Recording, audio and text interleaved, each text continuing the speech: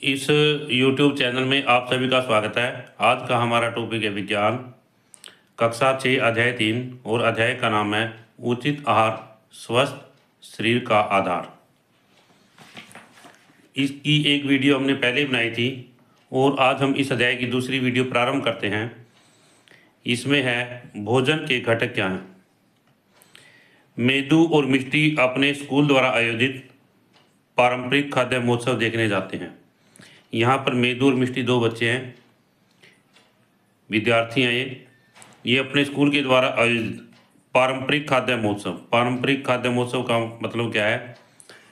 हमारी संस्कृति के अनुसार और परंपरा के अनुसार स्थानीय व्यंजनों का आनंद लेना। इसमें है महोत्सव का विषय है स्वस्थ आहार स्वस्थ जीवन। इसका विषय क्या है? यदि हम आहार स्वस्थ लेंगे तो हमारा जीवन भी स्वस्थ होगा। आगे इसमें यहाँ पर ये चित्र दिया गया है।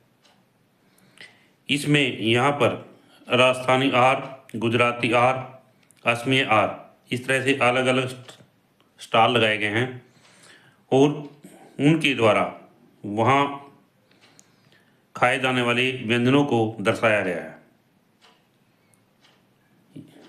इस महोत्सव में विभिन्न प्रकार के पारंपरिक व्यंजनों को प्रदर्शित करते हुए भिन्न भिन्न स्टॉल हैं।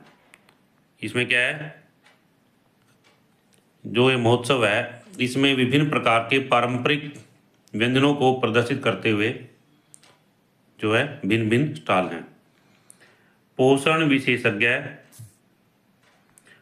विशेषज्ञ डॉक्टर पोषिता विद्यार्थियों को बताती है कि स्वास्थ्य ही परम धन है। क्या है भी? स्वास्थ्य जो है सबसे बड़ा धन है। जो हमारा स्वास्थ्य है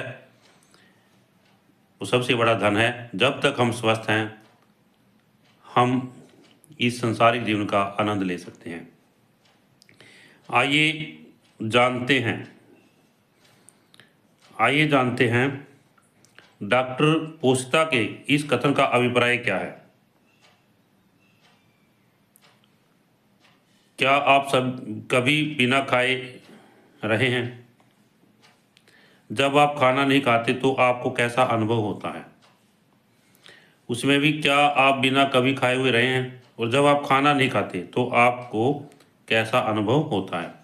ये यहाँ पर प्रश्न जो है बन जाता है कि जब आप खाना नहीं खाते तो आपको कैसा अनुभव होता है। कैसा अनुभव होता है? जब हम कुछ समय तक भोजन नहीं करते तो हम थका हुआ और कम ऊर्जावान अनुभव करते हैं। जब हम भोजन नहीं करते तो अपने आप को कम ऊर्जावान और थका हुआ अनुभव करते हैं। आपके अनुसार एक मैराथन धावक दौड़ के समय और उसके पश्चात ग्लूकोज युक्त पानी क्यों पीता है?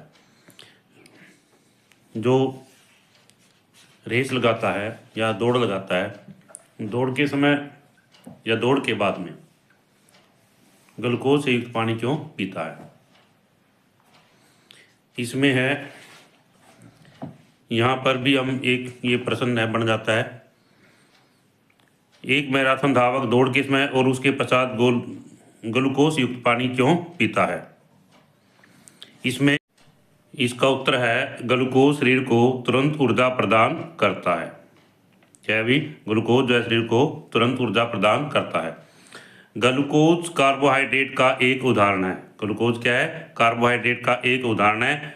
और कार्बोहाइड्रेट हमारे आहार में ऊर्जा के प्राथमिक स्रोतों में से एक है। कार्बोहाइड्रेट से हमें क्या प्राप्त होती है? ऊर्जा प्राप्त होती है। विभिन्न प्रकार के अनाज, गेहूं, चावल और मक्का, साग भाजी जैसे आलू और शकरकंद तथा अनेक फल जैसे केला, अनानास और आम में कार्बोहाइड्रेट प्रचुर मात्रा में पाया जाता है। तो इसमें यहाँ पर ये प्रश्न है भी कार्बोहाइड्रेट के स्रोत क्या हैं? क्या प्रश्न है भी? कार्बोहाइड्रेट के स्रोत क्या हैं? तो इसमें यहाँ पर हम लिख सकते हैं विभिन्न प्रकार के गेहूं, चावल और मक्का, साग भाजी जैसे आलू और शकरकंद, केला, अनानास और आम जो है कार्बोहाइड्रेट के स्रोत हैं। इससे आगे है, इसमें यहाँ पर ये चित्र दिखाया गया है। कुछ कार्बोहाइड्रेट समृद्ध आहार कार्बोहाइड्रेट से युक्त आहार। इसके द्वारा मक्का, आम, अनानास, केला, गन्ना, आलू, शकरकंद, गेहूं, चावल और बाजरा, ये सभी क्या है, कार्बोहाइड्रेट के स्रोत हैं। इनको खाने से हमें कार्बोहाइड्रेट प्राप्त होता है। इससे आगे है, क्या आप जानते हैं कि सामान्य चीनी भी एक प्रकार का कार्बोहाइड्रेट है? जो चीनी है वो भी क्या है, कार्बोहाइड्रेट का एक स्रोत है।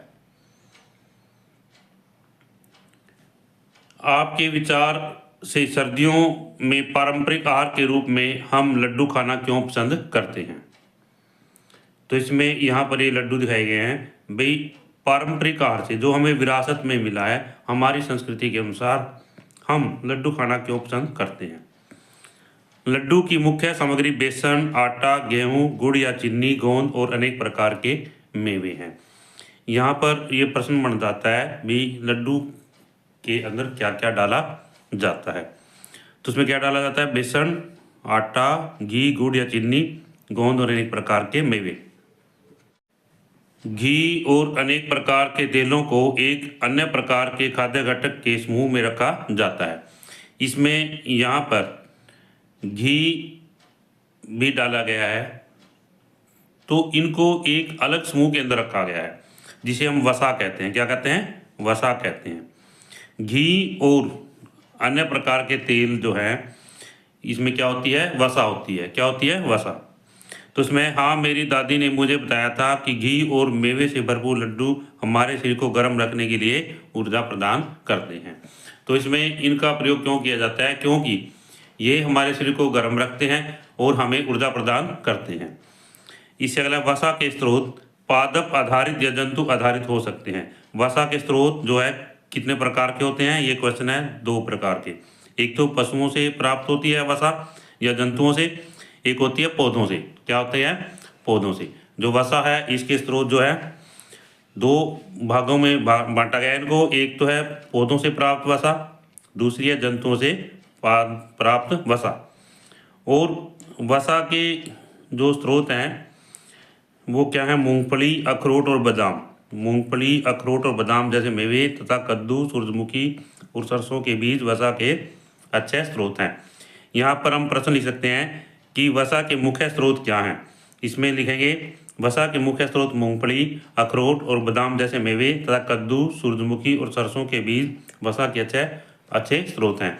यहाँ पर ये आगे चित्र दिखाया गया है। इस चित्र में कुछ वसा के समृद्ध खाद्य पदार्थ, ये वसा के स्रोत दिखाए गए हैं, खाद्य पदार्थ दिखाए गए हैं। इसमें यहाँ पर सूरजमुखी के बीज, पिस्ता, मक्खन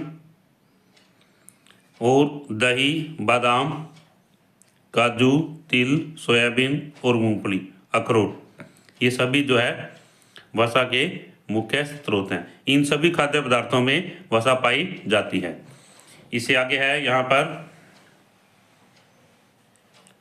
कार्बोहाइड्रेट और वसा हमें विभिन्न गतिविधियाँ करने के लिए ऊर्जा प्रदान करते हैं। जो कार्बोहाइड्रेट है और वसा है, इनसे हमें क्या फायदा है? इससे हमें ऊर्जा प्राप्त होती है। क्या होती है? अभी ऊर्जा प्राप्त होती है, इसलिए ऊर्जा प्रदायी भोजन का नाम दिया गया है। यहाँ पर एक प्रश्न बन जाता है कि ऊर्जा प्रदायी भोजन क्या है? हम कहेंगे कार्बोहाइड्रेट और वसा से युक्त भोजन को ऊर्जा प्रदायी भोजन कहा जाता है। हमारे शरीर में वसा ऊर्जा का एक संग्रहित स्रोत है।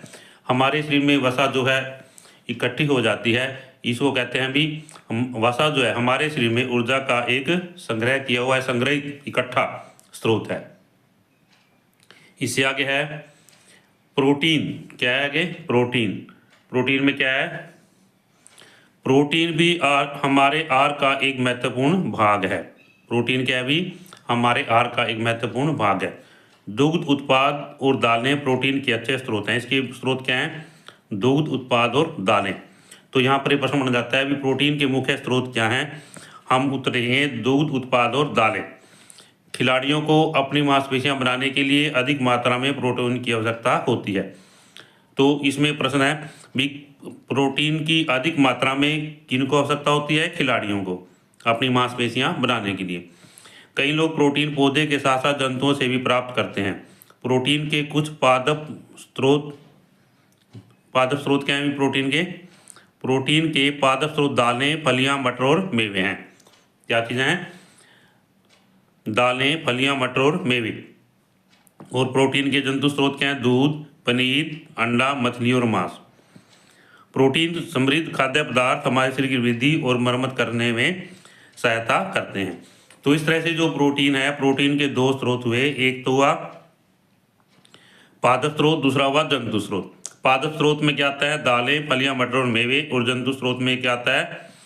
दूध, पनीर, अंडा, मछली और मांस। प्रोटीन समृद्ध खाद्य पदार्थ हमारे शरीर की वृद्धि और मरम्मत करने में सहायता करते हैं।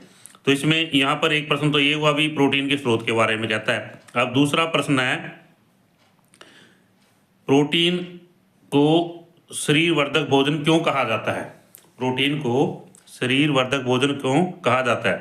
प्रोटीन समृद्ध खाद्य पदार्थ हमारे शरीर की वृद्धि और मरम्मत में सहायता करते हैं। इसी कारण इन्हें क्या कहा जाता है? शरीर वर्धक भोजन कहा जाता है। इससे आगे है प्रोटीन के स्रोत। प्रोटीन के स्रोत एक तो पादप स्रोत है, दूसरा क्या है? जंतु स्रोत। पादप स्रोत में है मूंग,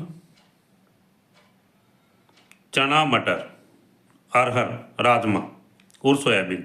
ये क्या है? पादप स्रोत हैं। इन सभी में यानी दालों में प्रोटीन पाया जाता है। आगे जंतु स्रोत, अंडा, पनीर, दूध, मुर्गे का मांस और मछली। ये सभी क्या है? जंतु स्रोत हैं। ये जंतुओं से प्राप्त होते हैं। ये हमें कहाँ से प्राप्त होते हैं? जंतुओं से प्राप्त होते हैं। बढ़ते हुए बच्चों के उचित विकास और वृद्धि के लिए उनके आहार में सही मात्रा में प्रोटीन सम्मिलित किया जाना चाहिए। तो इसमें है बच्चों के उचित विकास और वृद्धि के लिए उनके आहार में सही मात्रा में प्रोटीन सम्मिलित किया जाना चाहिए। तो इनमें से कौन सा खाद्य पदार्थ आपके दैनिक आहार का भाग है? तो हमने बताया कि ये चीज़ें जो ऊपर स्रोत हैं, प्रोटीन के स्रोत हैं, इनमें से कौन सा भाग जो है हमारे दैनिक जीवन में उपयोग किया जाता है प्रोटीन के लिए, या प्रोटीन का स्रोत कौन सा है हमारे आहार के अंदर? तो यहाँ पर हम देखते हैं कि दालें जो हैं और दूध, पनीर, इस तरह से हमारे दैनिक जीवन में आहार का अंग है। ये सभी क्या है? प्रोटीन के आहार हैं, प्रोटीन के स्रोत हैं। क्या चीज़ें हैं? ये सभी क्या है? प्रोटीन के स्रोत हैं। क्या आपने कभी छत्रक मशरूम देखे हैं? ये अधिकतर अंधेरे और नमी वाले स्थानों पर उगते हैं। खाद्य मशरूम प्रोटीन का एक अच्छा स्रोत है। यहाँ पर ये मशरूम का चित्र दिखाया गया है। मशरूम भी क्या है? प्रोटीन का एक स्रोत है।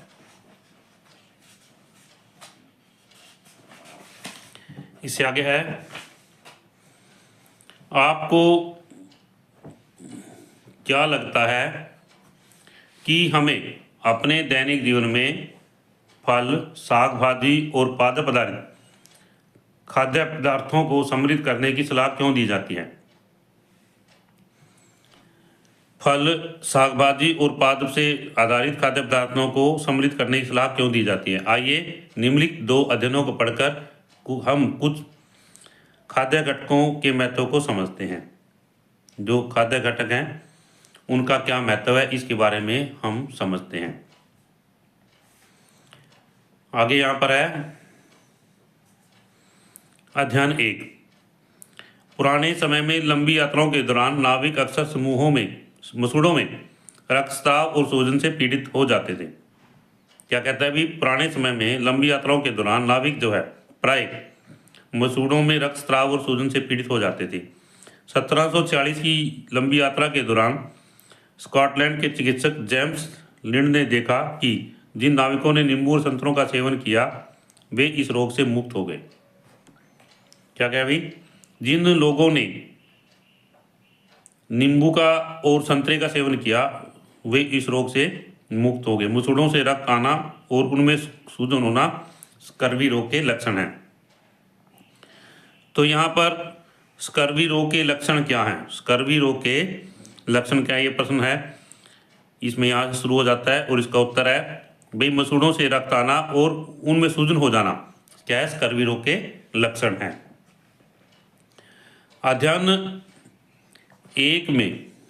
अध्ययन एक को पढ़कर आप क्या निष्कर्ष निकालते हैं? स्कर्वी रोग कैसे ठीक हुआ? स्कर्वी रोग कैसे ठीक हुआ? नींबू और संतरे स्कर्वी के उपचार में सहायक हैं। स्कर्वी रोग विटामिन सी की कमी के कारण होता है। विटामिन सी खट्टे फलों जैसे नींबू और संतरे में पाया जाता है, जो इस रोग को दूर करने में सहायता करते हैं। तो इसमें प्रश्न है भाई स्कर्वी नींबू और क्वेश्चन है इसमें ये, नींबू और संतरे स्कर्वी रोग के उपचार में सहायक हैं। क्या है भाई? क्यों है? क्योंकि इनमें विटामिन सी पाया जाता है। क्या पाया जाता है? Vitamin C. स्कर्वी रोग विटामिन सी की कमी के कारण होता है। विटामिन सी किसमें पाया जाता है? खट्टे फलों में पाया जाता है। किसमें पाया जाता है? खट्टे फलों में, जैसे नींबू और संतरे में। तो इस तरह से इस रोग को दूर करने के लिए, स्कर्वी रोग को दूर करने के लिए किस चीज़ का उपयोग करना चाहिए? खट्टे फलों का। किसका प्रयोग करना चाहिए भाई? खट्टे फलों का प्रयोग करना चाहिए। इससे आगे है अध्ययन 2। 1960 के दशक में भारतीय वैज्ञानिकों ने पाया कि हिमालय क्षेत्र और भारत के उत्तरी मैदानी इलाकों में मानव आबादी में गर्दन के अगले भाग में सूजन के लक्षण व्यापक थे। गर्दन के अगले भाग में सूजन घेंगा नामक रोग का लक्षण है। तो इसमें प्रश्न है घेंगा नामक रोग का क्या लक्षण है? क्वेश्चन है यहाँ पर गर्दन के अगले भाग में सूजन। प्रश्न क्या है भाई? घेंगा नामक रोग का क्या लक्षण है? गर्दन के अगले भाग में सूजन। ये लक्षण इस क्षेत्र में मृदा में आयोडीन की कमी के कारण होते। तो यहाँ पर इसका घेंगा रोग का कारण क्या हुआ? आयोडीन की कमी। क्या है? आहार में आयोडीन की कमी, जिसके परिणाम स्वरूप स्थानीय भोजन और जल में आयोडीन की कमी हो गई। भारत सरकार के मानदंडों के अनुसार सामान्य नमक में आयोडीन की पूर्ति करने का प्रयास किया गया, जिसे आयोडीन युक्त नमक भी कहा जाता है। क्या है भाई? आयोडाइज्ड नमक या आयोडीन नमक भी कहा जाता है। आयोडीन युक्त नमक के सेवन से उपयुक्त लक्षण स्पष्ट रूप से कम हो गए। तो कहने का भावार्थ क्या है कि गर्दन में सूजन घेंगा रोग जो है उसका लक्षण है, और यह रोग जो है किसकी कमी के कारण होता है? आयोडीन की कमी के कारण होता है। यदि हम आयोडीन युक्त नमक का प्रयोग करेंगे तो इस रोग से बच जाएंगे। इससे आगे है अध्ययन 2 से आपने क्या निष्कर्ष निकाला? आपने समाचार पत्रों और विज्ञापनों के द्वारा आयोडीन युक्त नमक के बारे में जाना होगा और अपने नमक के पैकेट पर भी आयोडीन युक्त लिखा हुआ पढ़ा होगा। इसका क्या अर्थ है? वास्तव में आयोडीन नमक साधारण नमक ही है, जिसमें वांछित मात्रा में आयोडीन के लवण मिलाए जाते हैं। तो आयोडीन युक्त नमक क्या है? वो एक साधारण नमक है, इसमें आयोडीन जो है लवण मिलाए जाते हैं, आयोडीन मिलाई जाती है। इससे अगला है नमक की खेती। क्या है भाई? नमक की खेती। नमक की खेती अगरिया नामक जनजाति समुदाय की एक पारंपरिक प्रथा है। किसकी भी? अगरिया नामक जनजाति समुदाय। वे कच्छ के छोटे रण तथा गुजरात के अन्य भागों में नमक की खेती करते हैं। नमक की खेती कहाँ की जाती है? कच्छ के छोटे रण तथा गुजरात के अन्य भागों में। ये प्रश्न है भाई नमक की खेती कहाँ की जाती है? नमक की खेती कहाँ की जाती है? कहाँ की जाती है? कच्छ के छोटे रण और गुजरात के अन्य भागों में। नमक की खेती के लिए 8 महीने तक रेगिस्तान की भीषण गर्मी में रहते हैं। वो लोग जो है खेती करते हैं 8 महीने तक जो है भीषण गर्मी में रहते हैं और समुद्र के पानी से नमक प्राप्त करने के लिए कड़ी मेहनत करते हैं। इससे आगे है हमारे शरीर को विभिन्न रोगों से बचाने वाले अन्य खाद्य घटकों के बारे में और अधिक जानकारी आप कैसे प्राप्त करेंगे? हम कैसे जानकारी प्राप्त करेंगे कि हमारा शरीर जो है अन्य रोगों से बचे? हमें किन खाद्य घटकों का प्रयोग करना चाहिए? इससे अगला है क्रियाकलाप 3.4 आइए सर्वेक्षण करें। इसमें है विभिन्न खाद्य घटकों के स्रोतों और कार्यों का पता लगाने के लिए चित्र 3.5 में दिए गए चार्ट का अध्ययन करें। इसमें कहता है अभी विभिन्न खाद्य स्रोतों और कार्यों का पता लगाने के लिए चित्र 3.5 में दिए गए चार्ट का अध्ययन करें। विटामिन एवं खनिज के और अन्य स्रोतों का पता लगाइए। साथ ही इन खाद्य घटकों की कमी से होने वाले रोगों के लक्षणों को भी समझें।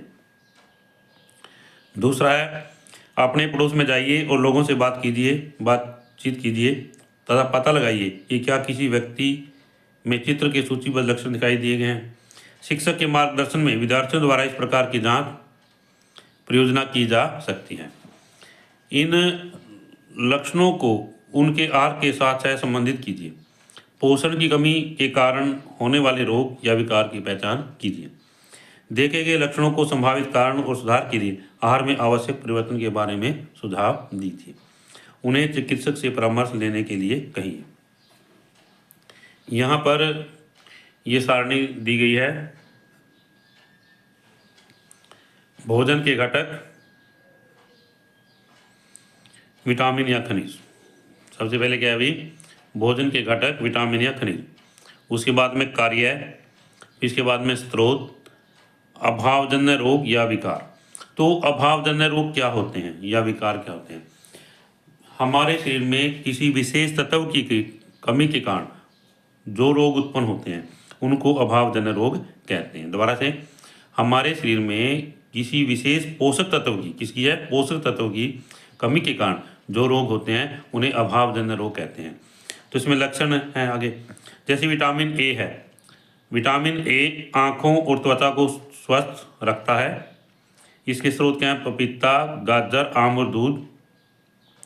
इसी कमी से क्या होता है, दृष्टि का हवास या क्षति होती है।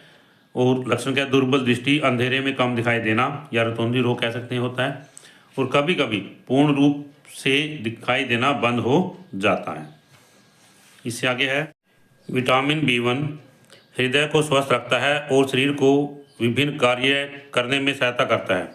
फलियां, मेवे, संपूर्ण अनाज, बीज, दूध से बने पदार्थ इसके स्रोत हैं। और इसकी कमी में कौन सा रोग पैदा होता है, बेरी। लक्षण क्या है, सूजन, हाथों और पैरों में जलन या झंझनाहट, सांस लेने में परेशानी। इसके बाद में विटामिन सी क्या है, शरीर को रोगों से बचाता है। आंवला, अमरूद, हरी मिर्च, संतरा, नींबू इसके स्रोत हैं। इसकी कमी के कारण क्या, स्कर्वी रोग होता है। मसूड़ों से खून निकलना, घाव भरने में अधिक समय लगना आदि से लक्षण है। विटामिन डी क्या है, अस्थि और दांतों के स्वास्थ्य के लिए शरीर में कैल्शियम के अवशोषण में सहायक है। सूर्य का प्रकाश, दूध, मक्खन, मछली, अंडा इसके स्रोत हैं। इसकी कमी के कारण रिकेटस रोग हो जाता है और अस्थियों का मुलायम होकर मुड़ जाना इसके लक्षण हैं। इसके बाद में कैल्शियम हमारी अस्थियों और दांतों को स्वस्थ रखता है। कैल्शियम क्या है, हमारी हड्डियों को और दांतों को स्वस्थ रखता है। इसके मुख्य स्रोत हैं दूध, सोया दूध, दही, चीज़ और पनीर। अस्थि और दंतक्षय इसके कारण होता है। इसके कारण अस्थियां दुर्बल हो जाती हैं और दंतक्षय होता है, लक्षण है इसके। आयोडीन शारीरिक और मानसिक क्रियाओं में सहायक है। आयोडीन युक्त नमक, सिंघाड़ा, समुद्री शैवाल इसके मुख्य स्रोत हैं। इसकी कमी के कारण घेंगा या गाइटर रोग हो जाता है।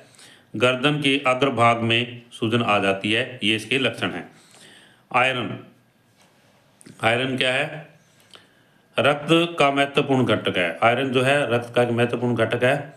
यह आयरन किसमें पाया जाता है, हरी पत्तेदार साग में पाया जाता है, चुकंदर में और अनार में। इसकी कमी क्या है, भी खून की कमी हो जाती है। शरीर में रोग है जो अभावजन्य रोग क्या है, खून की कमी हो जाती है। एनीमिया या रक्ताल्पता इसको कहते हैं। और लक्षण क्या है, दुर्बलता व सांस लेने में कठिनाई होती है। लक्षण क्या है भी, दुर्बलता व सांस लेने में कठिनाई होती है। इसमें चित्र 3.5 इसमें पढ़ लेते हैं बस को। विटामिन और खनिज, उनके कार्य, उनके कुछ खाद्य स्रोत तथा उनकी कमी से होने वाले रोग या विकार के लक्षण का चार्ट हमने पढ़ा है अभी। इससे आगे है चित्र 3.5 से आपने यह सीखा कि विटामिन ए, B1, C और डी और खनिज कैल्शियम, आयोडीन और आयरन खाद्य घटकों के दो समूह हैं जो हमारे शरीर की विभिन्न रोगों से रक्षा करते हैं। तो हमने क्या पढ़ा अभी तक भाई, जो विटामिन ए, B1, C और डी हैं ये खनिज, ये तो विटामिन है हमारे पास में, और ये क्या है, खनिज है, कैल्शियम, आयोडीन और आयरन। इसके दो समूह बन गए, क्या बन गए, दो समूह क्या बन गए, एक तो विटामिन और खनिज जो हमारे शरीर की विभिन्न रोगों से रक्षा करते हैं। लेकिन हम विटामिन और खनिजों की कमी के कारण होने वाले रोगों या विकारों को कैसे ठीक कर सकते हैं। भाई जो हमारा शरीर है उसमें इन रोगों की कमी के कारण जो रोग होते हैं हम उनको कैसे ठीक कर सकते हैं। तो इसमें यहाँ पर आगे चित्र दिखाया गया है कि विटामिन ए के कुछ स्रोत। विटामिन ए के स्रोत क्या हैं, गाजर, पपीता, दूध और आम। विटामिन बी वन के कुछ स्रोत, इसमें यहाँ पर है कद्दू के बीज, चावल, दूध, गेहूँ, अलसी के बीज और पनीर। इससे आगे है विटामिन सी के कुछ स्रोत। विटामिन सी नींबू, हरी मिर्च, अमरूद, संतरा, टमाटर और आंवला। तो इसमें अभी हमने पढ़ा था विटामिन सी जो है खट्टे फलों में पाया जाता है। विटामिन डी के कुछ स्रोत, खाद्य मशरूम, मक्खन, दूध, मछली और अंडा। इससे आगे है जो खाद्य घटक ऊर्जा प्रदान करते हैं, शारीरिक वृद्धि में सहायता तथा रोगों से सुरक्षा एवं रोगों को ठीक करने में सहायता करते हैं और विभिन्न शारीरिक क्रियाओं को सुचारू बनाते हैं, उन्हें पोषक तत्व कहते हैं। तो यहाँ पर पोषक तत्व किसे कहते हैं, पोषक तत्व किसे कहते हैं, जो खाद्य घटक ऊर्जा प्रदान करते हैं, शारीरिक वृद्धि में सहायता करते हैं, रोगों से सुरक्षा एवं रोगों को ठीक करने में सहायता करते हैं और विभिन्न शारीरिक क्रियाओं को सुचारू बनाते हैं, उन्हें हम क्या कहते हैं, पोषक तत्व कहते हैं। यहाँ पर ये प्रश्न है कि पोषक तत्व किसे कहते हैं, हमने इसका उत्तर बताया आपको। हमारे आहार के प्रमुख पोषक तत्वों में कार्बोहाइड्रेट, प्रोटीन, वसा, विटामिन और खनिज सम्मिलित हैं। तो इसमें प्रमुख पोषक तत्व कौन से हैं, प्रमुख पोषक तत्व कौन से हैं हमारे आहार में जो है, प्रमुख पोषक तत्व। ये दूसरा प्रश्न है, प्रमुख पोषक तत्वों के नाम लिखें। हमारे आहार में प्रमुख पोषक तत्वों के नाम लिखें, कार्बोहाइड्रेट, प्रोटीन, वसा, विटामिन और खनिज लवण। विटामिन और खनिजों का सुरक्षात्मक पोषक तत्व भी कहा जाता है। तो सुरक्षात्मक पोषक तत्व किसे कहा जाता है, विटामिन और खनिजों को। क्या है अभी, सुरक्षात्मक पोषक तत्व किसे कहा जाता है, विटामिन और खनिजों को। ये पोषक तत्व हमारे शरीर को रोगों से बचाते हैं और हमें स्वस्थ रखते हैं। आपके माता पिता ने आपको नियमित रूप से दूध, हरे साग, फल और साबुत अनाज खाने की सलाह दी होगी। ये खाद्य पदार्थ विटामिन और खनिजों से भरपूर हैं। तो विटामिन और खनिजों से भरपूर खाद्य पदार्थ कौन से हैं, दूध, हरे साग, फल और साबुत अनाज। विटामिन और खनिजों से भरपूर खाद्य पदार्थ कौन से हैं, दूध, हरे साग, फल और साबुत अनाज। यद्यपि विटामिन और खनिजों की आवश्यकता अलग मात्रा में ही होती है, लेकिन वे हमारे शरीर को स्वस्थ रखने में सहायक होते हैं। कच्ची और पकी साग सब्जी में आप क्या अंतर देखते हैं। क्या आपने कभी देखा है कि पकाए हुए जाने पर साग भाजी कभी कभी अपना चटक रंग खो देती है या नरम और कम कुरकुरी हो जाती है। क्या हो जाती है, नरम और कम कुरकुरी हो जाती है। खाना पकाते समय उस ताप के कारण उनमें से विटामिन सी और कुछ पोषक तत्व नष्ट हो जाते हैं। तो इसमें खाना पकाते समय क्या है, क्या नष्ट हो जाते हैं, विटामिन सी और कुछ पोषक तत्व। तथा हमारे आहार में कुछ फलों और कच्ची भाजी को सम्मिलित करना बुद्धिमानी नहीं होगी। तो क्या हमारे आहार में कुछ फलों और कच्ची साग भाजी को सम्मिलित करना बुद्धिमानी नहीं होगी। कटी हुई या छिली हुई साग भाजी और फलों को धोने से भी कुछ विटामिन नष्ट हो जाते हैं। फिर भी उपभोग से पहले सभी फलों और साग भाजी को अच्छी तरह धोया जाना चाहिए। तो उसमें क्या कहता है कई बार ऐसा होता है फलों को धोने से या जो कटी हुई सब्जी है उसको धोने से, साग भाजी है, विटामिन नष्ट हो जाते हैं, परंतु फिर भी फलों को या कटी हुई साग भाजी को हमेशा धो करके खाना चाहिए। क्या हमें सभी पोषक तत्व पौधों और जंतुओं से प्राप्त होते हैं? नहीं, नमक जैसे पोषक तत्व समुद्र के पानी या चट्टानों से प्राप्त किए जा सकते हैं। तो यहाँ पर ये प्रश्न बन जाता है कि हमें नमक कहाँ से प्राप्त होता है? इसका उत्तर है समुद्र के पानी या चट्टानों से। आगे है, साथ ही सूरज की रोशनी के संपर्क में आने पर हमारे शरीर में प्राकृतिक रूप से विटामिन डी बनता है। तो इसमें यहाँ पर एक प्रश्न बन जाता है कि प्राकृतिक रूप से विटामिन डी को हम कहाँ से प्राप्त कर सकते हैं? हम लिखेंगे सूरज की रोशनी से। इसके बाद में है यहाँ पर आगे, फल और साग आहार्य रेशे फाइबर से भरपूर होते हैं। जो फल है और साग है किससे क्या होता है? फाइबर होता है। क्या होता है अभी? इसमें फाइबर होता है। आइए देखिए आहार्य रेशे हमारे लिए किस प्रकार लाभदायक है। आवश्यक पोषक तत्वों के अतिरिक्त हमारे शरीर को आहार्य रेशों और जल की आवश्यकता होती है। आहार्य रेशे जिन्हें रुक्षांश भी कहा जाता है। रुक्षांश किसे कहते हैं? आहार्य रेशों को। किसको कहते हैं भाई? रुक्षांश किसे कहते हैं? आहार्य रेशों को। हमारे शरीर को कोई पोषक तत्व प्रदान नहीं करते। ये रेशे क्या है? हमारे शरीर को कोई भी पोषक तत्व प्रदान नहीं करते। ये हमारे आहार का आवश्यक घटक हैं। यह हमारे शरीर को अनपचे आहार से छुटकारा दिलाने में मदद करता है और मल को के सुचारू निकास को सुनिश्चित करता है। तो इसमें हमने रुक्षांश के बारे में पढ़ा। अभी रुक्षांश का हमारे लिए क्या लाभ है? रुक्षांश जो हमें पोषक तत्व प्रदान नहीं करता, यह हमारे शरीर में मल गति क्रम में सहायता करता है और मल को शरीर से बाहर निकालने में सहायता करता है। हमारे आहार में रुक्षांश मुख्य रूप से पादप उत्पादों द्वारा प्रदान किया जाता है और रुक्षांश के मुख्य स्रोत क्या है? हरे पत्तेदार साग, ताजे फल, साबुत अनाज, दाल और मेवे रुक्षांश के अच्छे स्रोत हैं। तो इसमें यहाँ पर एक प्रश्न बन जाता है कि रुक्षांश के मुख्य स्रोत क्या हैं? हरे पत्तेदार साग, ताजे फल, साबुत अनाज, दालें और मेवे। इसके बाद में आगे है यहाँ पर, जहाँ तक संभव हो स्थानीय स्तर पर उगाया हुआ था पौधे से मिलने वाले खाद्य पदार्थों का सेवन किया जाना चाहिए, क्योंकि यह न केवल हमारे शरीर को स्वस्थ रखता है बल्कि हमारे पर्यावरण और हमारे ग्रह पृथ्वी के लिए भी अच्छा है। तो हमें कौन सा भोजन खाना चाहिए? स्थानीय स्तर पर उगाया हुआ और पौधों से मिलने वाला खाद्य पदार्थ जो है उनका सेवन करना चाहिए। यहाँ पर है वे कौन से खाद्य स्रोत हैं जो हमारे शरीर को जल प्रदान करते हैं, उनमें से कुछ की एक सूची बनाइए। हमने ये सूची बनानी है कि किन खाद्य स्रोतों से हमें जल प्राप्त होता है।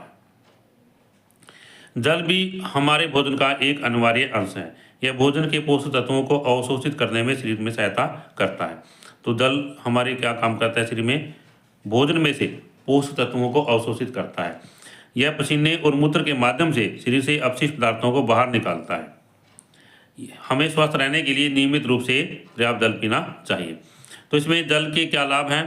पहला लाभ क्या है? भोजन से पोषक तत्वों को अवशोषित करके शरीर की सहायता करता है। दूसरा है, यह पसीने और मूत्र के माध्यम से शरीर से अपशिष्ट पदार्थों को बाहर निकालता है।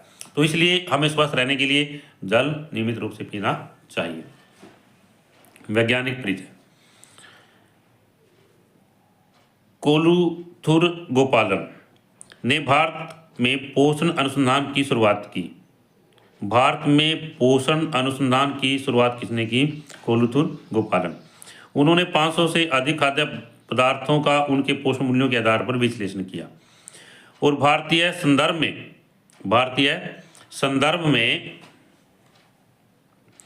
एक उपयुक्त आहार की संस्तुति की। आगे इसमें यहाँ पर उन्होंने भारतीय आबादी की पोषण स्थिति पर किए गए सर्वेक्षण का नेतृत्व किया। जो भारतीय आबादी है उनकी भारतीय आबादी की पोषण स्थिति पर किए गए सर्वेक्षण पर का नेतृत्व किया, जिसमें प्रोटीन, ऊर्जा और अन्य खाद्य घटकों के व्यापक स्तर पर कमियों की पहचान की गई। इसके परिणामस्वरूप 2002 में मध्याह्न भोजन योजना लागू की गई, जिसे प्रधानमंत्री पोषण शक्ति निर्माण योजना कहा जाता है। तो इसमें है प्रधानमंत्री पोषण शक्ति निर्माण योजना कब लागू की गई थी? 2002 में। कब लागू की गई थी? 2002 में। मध्याह्न भोजन योजना, इस योजना का उद्देश्य भारत के सरकारी और सरकारी सहायता प्राप्त स्कूलों में संतुलित आहार उपलब्ध कराना है। इसका मुख्य उद्देश्य क्या है भाई? भारत के सरकारी और सहायता प्राप्त स्कूलों में संतुलित आहार उपलब्ध कराना है। इस योजना ने देश भर में करोड़ों बच्चों के स्वास्थ्य और पोषण को बेहतर बनाने में महत्वपूर्ण भूमिका निभाई है। तो इसमें इस योजना का क्या लाभ है? सरकारी स्कूलों में और सहायता प्राप्त स्कूलों में पढ़ने वाले बच्चों का स्वास्थ्य जो है अच्छा हुआ है। करोड़ों बच्चों के स्वास्थ्य और पोषण के बेहतर बनाने में इस योजना ने महत्वपूर्ण भूमिका निभाई है। आज इस वीडियो में हम इतना ही पढ़ेंगे। आशा करता हूं कि इस वीडियो के माध्यम से आपको यह अध्याय अच्छी तरह समझ आएगा। यदि यह वीडियो आपको अच्छी लगे तो आप इस वीडियो को लाइक करें, शेयर करें, कमेंट करें। और यदि आप इस चैनल पर नए हैं तो इस चैनल को सब्सक्राइब करें ताकि इससे अगली वीडियो आपको मिलती रहे।